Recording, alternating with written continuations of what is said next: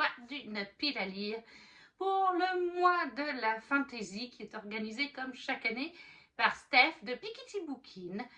Alors, pour cette année, c'est un peu particulier. Je ne me rappelais pas que l'année passée, lors du challenge, Steph avait annoncé que ce serait la dernière édition du mois de la fantaisie, certainement. Et beaucoup de ses abonnés lui avaient dit « Oh non, mais c'est dommage, c'est un super challenge. » Et moi, je suis d'accord, j'adore ce challenge qui a lieu sur un mois, au mois de mai. Depuis que je lis, que j'ai repris la lecture de manière intensive en toute fin 2020, j'entends parler du mois de la fantaisie de Steph, en fait, qui est en mai, qui est aussi d'ailleurs le mois des Imaginales avec un grand festival de l'imaginaire. Et du coup, comme beaucoup de sa communauté était déçue, Steph a reçu de l'aide d'une personne qui fait partie de sa communauté, qui l'apprécie et qui avait des idées de catégories. Je vous laisse aller voir sa vidéo qui sera en barre d'infos pour avoir toutes les informations sur le challenge, sur les goodies, parce qu'il y a aussi des goodies que Steph fait, qu'une illustratrice a fait, donc il y a plein de choses autour de ça. Et je suis contente du coup de pouvoir faire une nouvelle pile à lire pour ce mois de la fantaisie. Alors, comme il y a le Flowers Book Challenge de Madame Errance, dont vous aurez la vidéo la semaine prochaine parce qu'elle est plus longue, parce que moi je fais 2 piles à lire, comme il y a 2 mois de challenge, je fais une avec les fleurs par couleur et une par thématique. Là, on n'a que 10 catégories dans ce challenge et il y a des livres que j'ai mis plusieurs fois. Parce qu'aussi, je suis en plein challenge de livres anciennes et j'avoue que je n'ai pas encore beaucoup avancé. Donc, il y a des livres que vous verrez dans ces 3 piles à lire. Comme ces 3 challenges ont lieu sur mai et après le Flowers a encore lieu en juin. Je crois d'ailleurs que celui de livres anciennes finit aussi fin juin. Mais du coup, c'est le premier menu catégorie de ce mois de la fantaisie 2026 est astrophage avec un mot-clé science-fiction, science. Pas spécialement mon truc. J'avais bien une SF que j'ai reçue récemment dans Bibliocoffre, mais on me parle depuis longtemps d'Absolu. Absolu de Margot Dessen, si je ne vous dis pas de bêtises. Il est juste là. Ce sera une lecture en e-book, puisque je ne sais pas du coup si ça va me plaire. Margot Dessen, c'est bien ça. Toutes les personnes qui ont lu cette saga m'ont dit qu'elle est géniale. Et c'est de la dystopie, ça me servira pour plus tard dans le challenge. On nous dit entrer dans une ville qui n'ouvre ses portes qu'une fois par an. Amis depuis l'enfance, Prime et Johanna ont un avenir prometteur au sein de la nation des Rites, construite sur les ruines d'une Pologne ravagée. Leur vie bascule le jour où ils sont choisis pour être envoyés dans la zone où le rôde la chose, avec un C majuscule.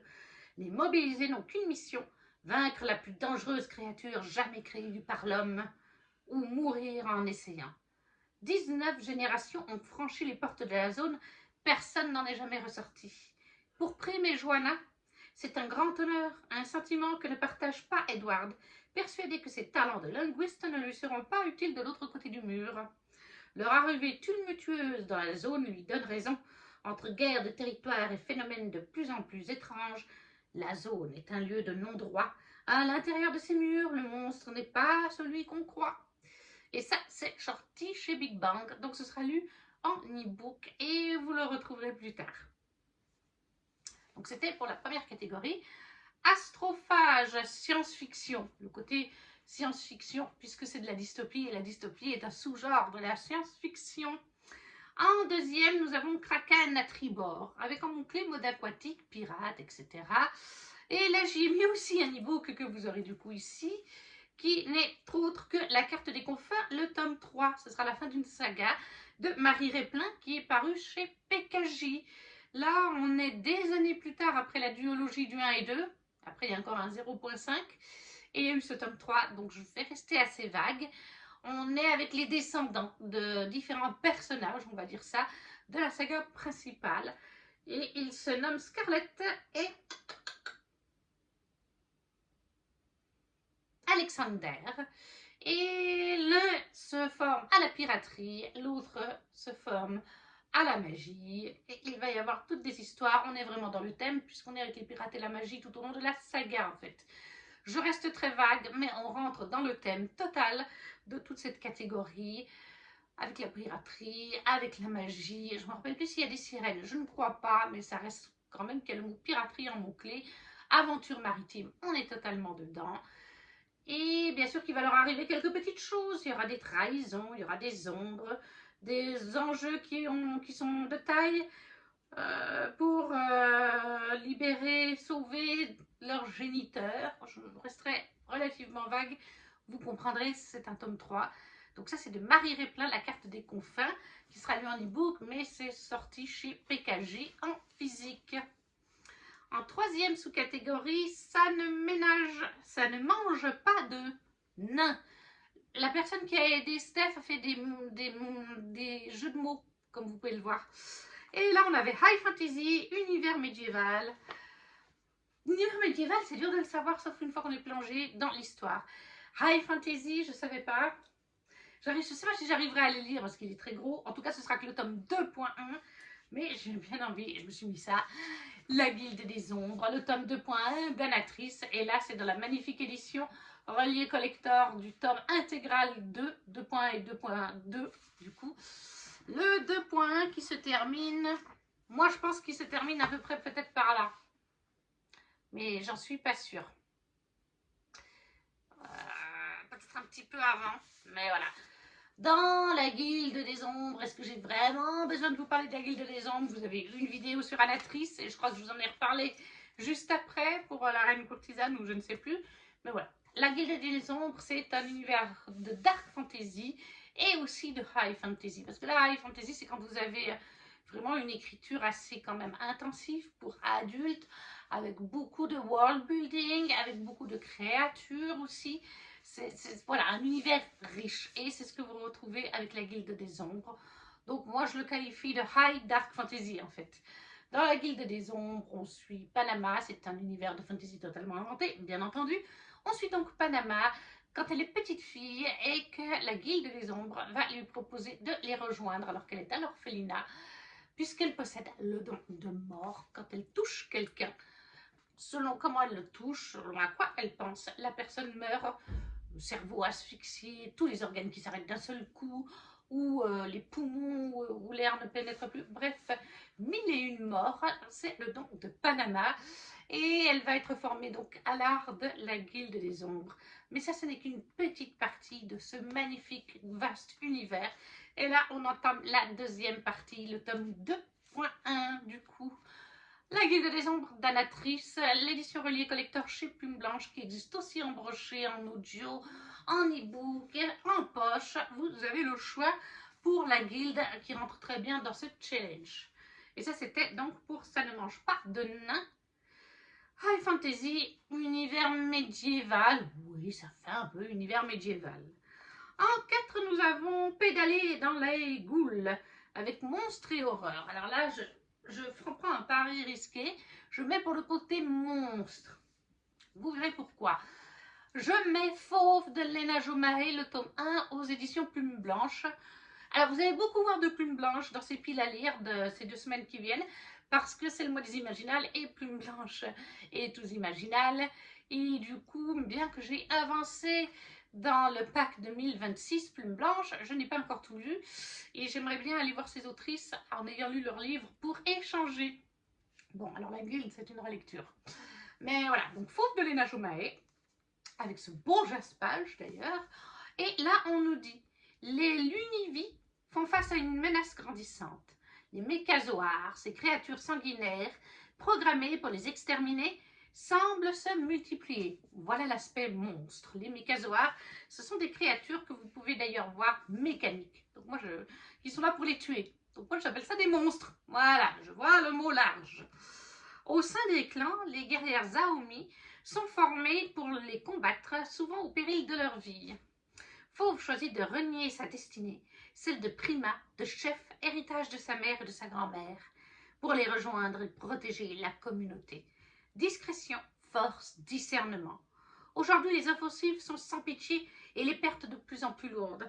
Les Zaomi sont contraintes de trouver des solutions précaires pour espérer survivre et voir briller les lunes une nuit de plus. Marion Aubry en fait vraiment des éloges.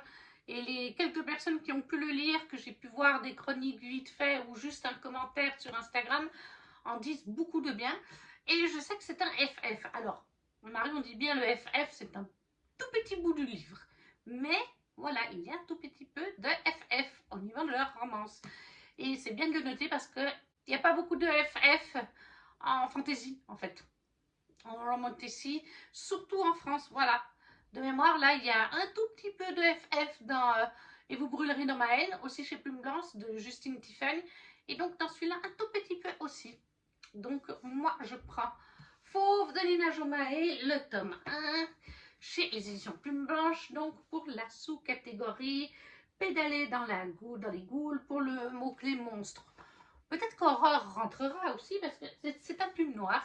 Donc c'est un public averti de toute façon. Ça veut dire qu'il y a des scènes peut-être sanglantes, violentes, de sexe aussi. La cinquième sous-catégorie, c'est à ne pas piquer des dragons, avec un mot-clé dragon et créatures volantes. Et là, j'ai eu l'idée, parce que c'est Steph en fait qui nous a montré sa palle, et il va tout à fait. Un nouveau plume blanche qui est l'Empire des écailles.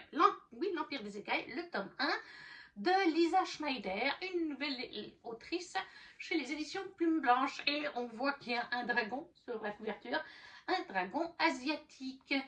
En 20 ans, Mu n'a connu que les steppes de Tomzai. Donc déjà avec cette phrase, on voit qu'on est un peu en Asie, dans ces pays-là. En tout cas, inspiration. Depuis toute petite, elle vibre à l'unisson avec les chevaux qu'elle élève. Un lien unique entre le monde animal et elle. Là où elle y voit un fardeau, d'autres jugent ce don dangereux. Poussée par cette voix qui gronde dans son sein, elle fuit le malheur qui s'abat sur sa vie pour rejoindre Longzi Guo. L'Empire semble cacher ses plus lourds secrets sur cette île austère et millénaire. Pourtant, c'est là, bien loin de ses prairies natales, que Mu renonce au Normandis pour toucher du doigt le dernier rêve qui lui reste, chevaucher un dragon, son dragon. Donc on est totalement dans la thématique. Lisa Schneider est aux Imaginales, mais pas aux éditions Plume Blanche, parce qu'elle est aussi en auto-édité, et de mémoire, elle est sous une tente auto-éditée avec un groupe d'autrices, auteurs auto-édités. Voilà, vous ne la trouverez pas chez Plume Blanche, mais elle y est bien. Donc, ben voilà, je me lance, et puis en plus, il y a un dragon. Est-ce que j'arriverai à tout lire avant le dernier week-end de mai? Ça, c'est une autre histoire. Donc, Lisa Schneider, son tome 1 de l'Empire des écailles chez Plume Blanche pour le mot-clé créature volante dragon, catégorie à ne pas piquer des dragons. Ensuite, nous avons en 6, faut pas pousser la fée dans les orties. Vous voyez les petits jeux de mots-clés très sympas. Contes, légendes, mythologie. Steph a dit qu'on pouvait voir large et moi j'ai pris le côté mythologie avec une suite de sagas. Oui, parce qu'il y a beaucoup de débuts de sagas là, dans cette pile à lire, donc il faut aussi des suites et des fins de sagas pour contrebalancer. Hadès, la saga d'Hadès de Scarlett Sinclair aux éditions Romantasy, Hugo Roman. À l'époque, c'était encore Hugo Roman. Maintenant, c'est vraiment dans la sous-collection Romantasy. C'est un tome 2. La saga d'Hadès, c'est en fait Hadès et Perséphone, mais du point de vue d'Hadès. Et Hadès, parce que dans la saga de Perséphone, Hadès et Perséphone, on n'est qu'avec Perséphone en fait. Et donc là, on découvre les pensées d'Hadès tout au long de cette saga. Et aussi ce qu'il fait quand il n'est pas avec Perséphone, puisqu'on sait qu'il fait des choses. Perséphone fait des découvertes au fil de la saga, mais on ne les a pas vécues. Et là, au moins, on vit en détail tout ceci du point de vue d'Hadès. Donc, on est sur de la mythologie grecque avec Hadès et Perséphone, les dieux de cette mythologie. Hadès, le roi des enfers, Perséphone, la reine, future reine des enfers et du printemps. Tout simplement, dans un monde moderne, un monde très similaire au nôtre, où les dieux sont toujours bien vivants, sont toujours adulés par les êtres humains malgré la technologie et tout ça. Et en fait, ces dieux-là, ils ont même des trucs, enfin, ils possèdent des bâtiments, ils sont dans le commerce et tout. Hadès, lui, par exemple, en plus d'être le roi des enfers, il possède là-dedans, il possède une boîte de nuit dans la ville de New Athens, qui est hyper populaire. Il possède d'autres commerces, voilà. C'est pareil pour les autres dieux, chacun a son petit commerce avec les terriens. Donc, petite saga moderne de mythologie grecque, Hadès et Perséphone. Là, c'est celle de la saga d'Hadès, le tome 2 de Scarlett Sinclair. Sinclair, oui. Aux éditions Hugo New Roman. Maintenant, je sais que c'est dans leur filiale Romantasy. À l'époque, elle n'était pas encore très ouverte. Enfin, la filiale était ouverte, mais pas en tant que marque en elle-même. Vous voyez ce que je veux dire? Bref, ce tome 2, ça nous permet d'avancer une saga, comme je disais. Ensuite, c'était donc pour le mot-clé mythologie, sous faut pas pousser la fée dans les orties. Pour la catégorie 7, on a un peu passionnément à la folie. Et là, on a en mot-clé magie, sorcière, malédiction. Et les mots-clés sorcière, magie, totalement dedans. Malédiction à voir au fil de l'histoire. Là aussi, j'ai mis un tome 1 parce que l'autrice sera au stand Plume Blanche. Nox, là où poussent les coquelicots, le tome 1 chez Plume Blanche, vous l'aurez compris. Et il aurait aussi joué pour mythologie, puisqu'on a de la mythologie grecque, vous allez voir. Tout le monde s'accorde pour dire, malgré l'annonce de sa mère, que Kat Evander ne mérite pas d'être celle qui deviendra chef du clan d'Athéna. Elle n'est ni une grande guerrière, ni suffisamment sage pour prétendre à ce rôle, ce qui n'est d'ailleurs pas pour lui déplaire. Kat n'a pas l'ambition de succéder à sa mère, et pour cause, elle rêve plutôt de suivre la voie d'Hécate, la déesse des ombres de la magie. Donc on est totalement dans l'esprit mythologique grec. Seulement, le culte de cette dernière est interdit, et tous ses adorateurs ont été exterminés des années auparavant par les soldats d'Arès. Lors de sa première saison, Kat se retrouve tiraillée entre son devoir et sa réelle identité. Si l'ambivalence de ses sentiments s'accroît, ses pas, eux, ne cessent de la ramener vers l'Aisne, descendant d'Arès. Dans leur sillage naît alors la crainte de voir les histoires du passé se reproduire. Guerrière ou sorcière, Kat a bien l'intention de tirer le meilleur de ses deux visages pour s'en sortir, quitte à user de la meilleure arme dont elle dispose, les mensonges. Donc là où poussent les coquelicots de Nox, aux éditions Plume Blanche, c'est un tome 1 pour les mots-clés magie sorcière, ça c'est sûr, malédiction, nous verrons bien. Dans un peu de passion, un peu passionnément à la folie, c'était la catégorie 7. En 8, nous avons le fantôme ne fait pas le cimetière. Et tout simplement une cozy fantasy. Alors là, j'en ai acheté plusieurs dernièrement, donc ça aurait été tout à fait. Mais j'ai fait jouer avec un autre livre que vous retrouverez dans les autres piles à lire. La fabuleuse histoire d'Hazel Fairywood, un livre auto-édité qui est de Élise Sardan. Une cozy fantasy, c'est marqué dessus. Et l'anecdote de ce livre, si vous suivez un petit peu ma chaîne, je crois que vous le savez déjà, c'est que je me suis pris une cozy fantasy de chez Calix, le Welcome to Fire Café, sur Vinted avec un prix super attractif. La personne m'avait dit vous aurez un petit cadeau à l'intérieur. Le petit cadeau c'était ça. Elle m'a carrément offert une deuxième cozy fantasy neuf. Aucun des deux livres n'est plié ni rien. Elle les a mis et d'ailleurs elle m'a bien dit les deux sont neufs. Elle les a pas lus. Donc j'étais là, bon bah merci. Et ça tombait bien, je le voulais, il était dans ma wishlist. Hein. Et du coup il se retrouve ici. Alors là on nous dit un village magique, un cottage enchanté, un familier grognon. Je venais de fêter mes 27 ans et menait une vie tranquille, certains diraient terne, lorsque j'ai reçu cette lettre. Mon oncle Bob est décédé et m'a légué son cottage à Spalwick by the Sea, le village de mon enfance. Une vieille masure, paumée sur la côte anglaise, très peu pour moi. Sauf qu'une fois sur place, je découvre quelques détails inattendus. Je suis une sorcière. J'ai hérité d'un chat qui parle, snob, sarcastique et persuadé de pouvoir me donner des ordres. Les habitants sont bien trop accueillants, notamment Archibald, le patron du pub au sourire ravageur. Et comme si tout cela ne suffisait pas, un fantôme décide de jouer à cache-cache avec moi. Et je réalise qu'une menace plana sur Spelwick. Repartir et tout oublier? Tentant. Rester, dépasser mes peurs et découvrir que je suis vraiment encore plus tentant. Donc voilà, Cozy Fantasy, la fabuleuse histoire d'Hazel Fairwood, Lise Sardan en auto-édité.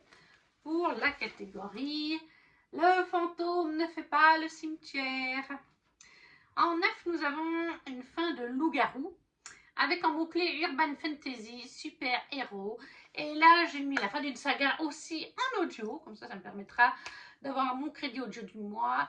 Aileen O'Reilly, le tome 4 de Loli Lombard en auto-édité, mais qui est disponible du coup, comme je vous dis, en audio sur Audible. Voilà, bon, c'est un tome 4, donc je ne vais pas trop vous parler de ce tome en question, mais on est totalement dans de la fantaisie urbaine, pour le coup. On suit Aileen O'Reilly qui est une druidesse. Donc ça, j'ai trouvé assez original parce que la druidesse n'a pas de magie comme la sorcière. Mais c'est pas pour autant qu'elle est ignorante du monde magique, puisqu'en fait, les druidesses dans cet univers sont les protectrices des créatures fantastiques telles qu'elles soient. Que le mystère reste entier sur ces créatures, qu'elles soient bien intégrées aux êtres humains. Elles détiennent le savoir de ces créatures, l'histoire des créatures magiques, techniquement en tout cas. Et les O'Reilly sont une puissante famille de druidesses, de fille en fille. Et il y a des années de ça, malheureusement, Aileen O'Reilly et son petit frère Cameron ont perdu leur maman qui est décédée. Et depuis, ils se cachent de ville en ville, ils fuient quelque chose. Ils ne restent jamais plus d'une année au même endroit et ils changent bien sûr d'identité. Personne ne sait vraiment qu'il s'appelle O'Reilly. Je crois qu'elle se fait passer pour Aileen Morgan là ou un truc dans le genre. Et elle arrive dans cette petite ville américaine avec son petit frère. Elle va se trouver un petit job, bien sûr, avoir leur petite maison. Et elle va très vite se retrouver mêlée avec les licans, les loups-garous donc, les métamorphes et les sorcières, voilà. Et elle va devoir un peu dépatouiller tout ça. Dans chaque tome, il y a une enquête parce qu'il va y avoir des morts à chaque fois, surnaturelles ou humaines. Et là, c'est le tome 4. J'ai trouvé, depuis le début, j'adore cette saga que je lis en audio, que j'ai commencé cette année en plus. Où est-ce que le tome 1, je l'ai lu fin 2025? Mais en tout cas, j'ai enchaîné les tomes 2 et 3 là. Hein, et j'ai enchaîné avec le tome 4 du coup. J'en ai lu 2 au mois d'avril. Et ce dernier au mois de mai, parce qu'en fait, c'est des livres qui durent 5-6 heures. Donc ça se lit assez vite. Et j'adore l'humour déjà de base, j'adore cette mythologie, le fait que ce soit une druidesse, c'est quelque chose qu'on voit moins. Et là, vraiment, dans le tome 3, on a pris de l'ampleur sur les meurtres, sur la complexité de l'univers qui devient très intéressante et avec un gros cliffhanger. C'est pour ça que j'ai enchaîné avec le tome 4 dès le 1er mai. Ah non, c'était même le 30 avril, excusez-moi, mais je savais que je m'étais... Ma pile à lire était déjà prête à ce moment-là. Je savais que c'était pour mai, donc j'ai dit allez, sur le chemin du retour du boulot, le dernier jour de la semaine où je travaillais, j'ai dit allez, go, go, go, on se le fait. Donc Aileen O'Reilly, le tome 4 de la Lie Lombard, c'est de l'auto-édité, mais c'est disponible sur Audible. Pour le côté Urban Fantasy de la sous-catégorie, une fin de loup-garou.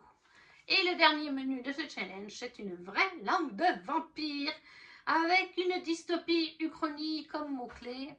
Et là, vous avez compris, on revient sur Absolu, le tome 1 de Margot Dessen chez Big Bang, puisque le challenge fait quand même 10 catégories, et qu'en général, actuellement, sur un mois, je lis 10 à 12 livres. Et là, c'est vraiment des livres pour la plupart que je veux lire pour les imaginales, que vous avez pu voir. Et j'en ai d'autres que je suis en train de lire.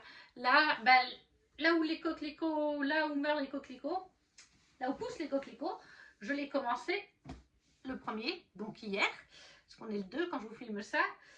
J'ai Fauve que je dois lire avant aussi, donc ça fait 2 livres de cette pile à lire. 3 livres de cette pile à lire que je dois lire.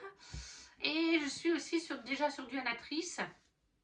Et qu'est-ce que je me suis pris d'autre? Ah, un Yelena qui est dans une autre pile à lire d'un autre challenge parce que je la vois aux IMA aussi.